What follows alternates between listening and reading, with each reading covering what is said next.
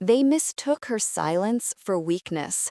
They saw a placid surface and never once considered the depths churning beneath. It was an error in judgment they would all come to regret. In the sterile hum of the conference room, her boss stood before the board. He presented her research, her sleepless nights, her singular breakthrough, and he used the word "I" like a weapon.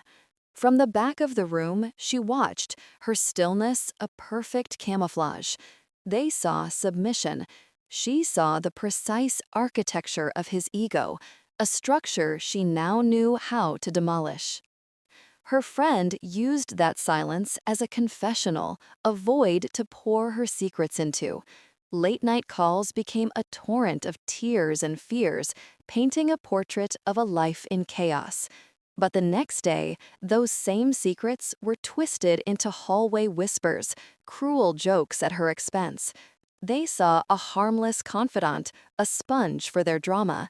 She saw a ledger of vulnerabilities. Every shared weakness was an entry, a debt that would soon be called in.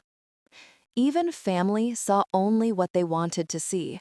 Her brother, the original architect of her quiet, served his condescension like a bitter family tradition. His casual dismissals were the constant, grinding stones against which she sharpened her resolve. They saw the little sister who never fought back. They never realized she wasn't just enduring the noise, she was studying it. This is the nature of the overlooked. Their silence is not an absence of thought, but a forge. Every stolen idea, every whispered betrayal, every patronizing smile was not an injury, it was fuel. For years, she gathered their offenses like stones, learning their weight, their sharpest edges. They thought they were building her a cage. They were only handing her the materials for their own. And then the patience ran out. The silence broke.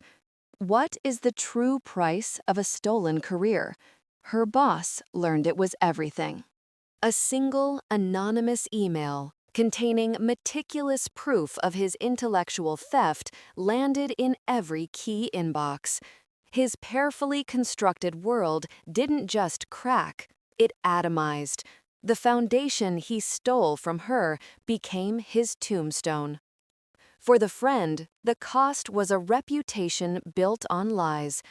The devastating truth of her perfect life was not shouted from the rooftops, it was revealed in a quiet, forwarded message to their entire social circle.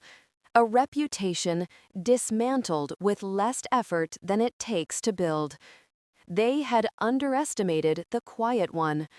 They had assumed her silence was empty. They learned, in the end, that it was simply the calm before a perfectly calculated storm.